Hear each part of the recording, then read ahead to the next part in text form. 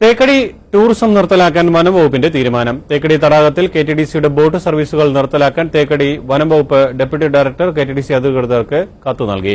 കത്തിന്റെ പകർപ്പ് ജയ്ഹിന്ദ് ന്യൂസിന് ലഭിച്ചു.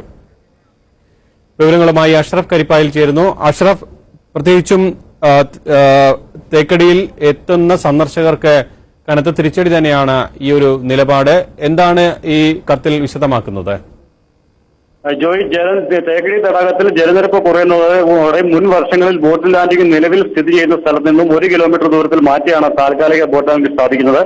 എന്നാൽ ഇത്തവണ താൽക്കാലിക ബോട്ട് ലാൻഡിംഗിൽ സ്ഥാപിക്കാൻ പാടില്ല എന്നും 120 പേർക്ക് കയർ ജലരാജ എന്ന കെടിഡിസിയുടെ ബോട്ടുകൾ തേക്കടി തടാകത്തിൽ സർവീസ് നടത്താൻ പാടില്ല എന്ന് കാട്ടിയാണ് വനംവകുപ്പ് ഡെപ്യൂട്ടി ഡയറക്ടർ കെടിഡിസി അധികൃതർക്ക് കത്ത് നൽകിയത്.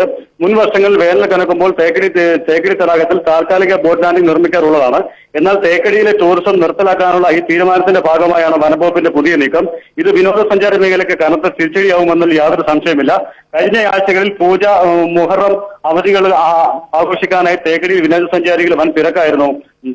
ഇവിടെ എത്തിയ വിനോദസഞ്ചാരികൾക്ക് യാതൊരു സംവിധാനങ്ങളോ മറ്റോ വനംവകുപ്പിന്റെ ഭാഗത്തുനിന്നും ഉണ്ടായില്ല. ഇക്കാര്യം കാട്ടി നമ്മൾ വിനോദസഞ്ചാരികളെ സംബന്ധിച്ച് വാർത്ത സംപ്രേഷണം ചെയ്തിരുന്നു.